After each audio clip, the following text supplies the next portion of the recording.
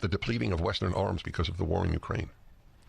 So even if places wanted to send arms to Israel, there isn't. Right. So the advocates for the war in Ukraine say this isn't going to be a problem. But of course it's a problem. Much of life is zero sum, right? You pour weaponry into Ukraine, it's not going to be available for Israel or for Taiwan or for wherever else you may need it. The quantity that was normally available. Did I hear you correctly?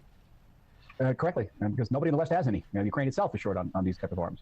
And I've been a long-time advocate when I was in government. Remember, I was in Knesset and I was the deputy minister. I was a long-time advocate of establishing munitions independence for the state of Israel, not to be dependent on anybody, because I was very much influenced by a decision made by the Obama administration back in 2014 in an earlier war with Hamas, where the administration said we were killing too many Palestinians, and they began to delay the supply of vital munitions. And I concluded that Israel can never be in a situation where it's dependent on any foreign government to that degree.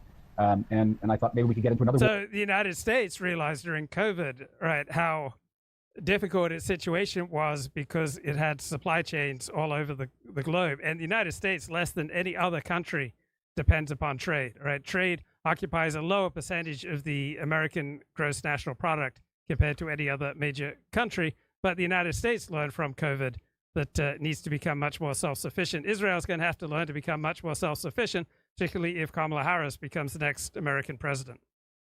That would be, far larger, and all of a sudden someone's going to, turn off the faucet, and that is what has happened, and it greatly constrains our decision making and our maneuverability.